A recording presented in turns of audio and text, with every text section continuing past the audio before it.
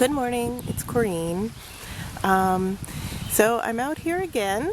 It's a beautiful morning today, and as usual, I really didn't think I would make a video today. I didn't necessarily wake up with anything to say, and nor did I yesterday. And then, I was looking at some things online, and it just hit me, and like the floodgates open, and then all of a sudden I have all this stuff to say, and then I just, I can't find my camera fast enough and get out here and start talking and get it out of my head.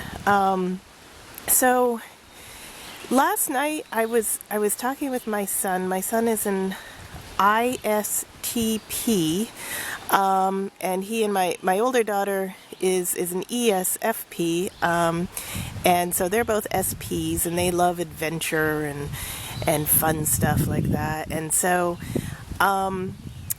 he was saying, we used to live in California about 11 years ago, and he was saying how much he really loved California and missed California. And my older daughter would say that too sometimes. And the interesting thing about me is I hated California. I mean, I like the people, and I like the diversity, and I personally, I like the politics. In that sense, California was great, but I could not handle the weather. The weather was awful. The weather got me so depressed, and a lot of people don't understand it. I mean, we lived in Northern California in Sacramento. It was sunny every single day. It was hot 9 months out of the year, and then it was a little bit cool and rainy 3 months out of the year. But when I lived in California, I pretty much hid for 9 months out of the year in the house with the air conditioning blasting. And then those 3 months out of the year, like around December, January, February, I would actually venture outside. And although a lot of that time it was raining, so I couldn't do it. It was really limiting. So I used to think of California as this really, really limiting place. It seemed really fake to me, in the sense like we lived in a place where the part of the natural world there was just dry brown grass. And so where people lived, they'd all have sprinklers so they could have water, which of course, wasn't good since there's not much water in California. All the trees were planted. It just seemed really, really fake to me, and I had such an issue with that. And I used to come back to the Northeast. I live in the Northeast of the United States, and I'd come back, like every 6 months I'd come back, just because I couldn't stand to be out in California. And I would come back, and I'd come to the edge of the woods, and I would just like smell it, just breathe it in, and breathe in all the life and the, the reality of it all, because I always felt like everything in California was so fake. And I certainly hope I'm not, insulting any Californians. I love the California people. I really do. I had a lot of wonderful friends out there. But as an INFJ, I just felt like there was something wrong. Like, I grew up in the Northeast, so I was used to seasons. I was used to, like, the weather changing. It was like I was used to the weather having emotions, if that makes sense. I was used to waking up on rainy days, or waking up on snowy days, or waking up on sunny days, or humid. It just, like, there was just all these different feelings to the weather. And then it was really strange when I was in California, because I would, the weather was pretty much the same. It was hot, and the sun was oppressive. And if I went outside, the scariest thing would be if I didn't have sunglasses, because I would get a horrible sunshine headache. I remember having a lot of headaches out there, and just always being fearful that I wouldn't know where my sunglasses were. And going to the emergency room once because we went swimming and got a horrible sunburn because we were out in the sun too long. And it's funny, and I always, as if I didn't feel weird enough as an INFJ, I felt even weirder about hating California. And, I don't want to use the word hate, but I just felt so out of my element. It was sort of, we went out there when we were about 25 just for an adventure because a lot of our friends were doing sort of Western adventures. And so we thought, oh, we'll go out for a few years, whatever. And we ended up getting stuck there 10 years. And my husband didn't seem to mind it so much. He was like, okay, either way. He's an INFP, he's pretty laid back, whatever. But for me, as an INFJ, and now I'm starting to realize it might be because I'm an INFJ. I've always wondered why I love 4 seasons, especially winter. Why do I love it so much? And I've been trying to figure that out for a long time. I mean, I do have some really positive associations with winter. I used to ski a lot. Well, actually, I still ski a lot. I always ski. I used to be a ski racer when I was younger and at a fairly high level. So I would, so I always had a positive association with skiing and being outdoors in the winter.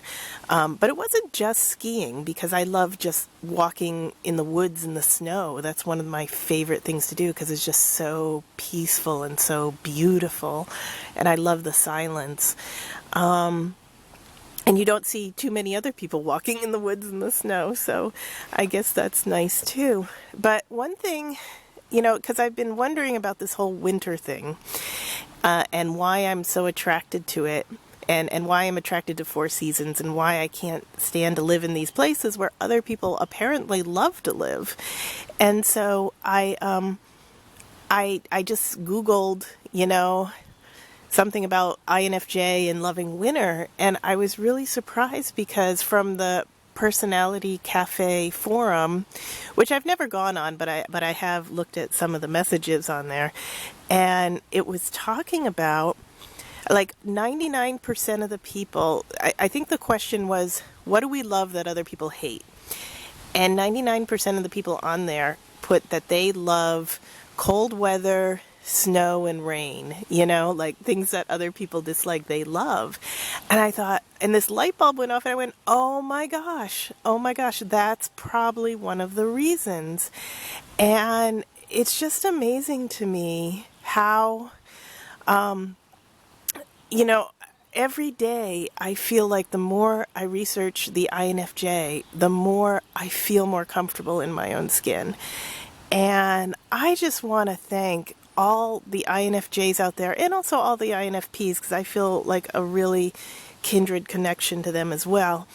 Thank you for talking. Thank you for putting out the YouTube videos. Because every time you do say something, I think there's an INFJ or an INFP alone in their room feeling depressed that finally feels normal.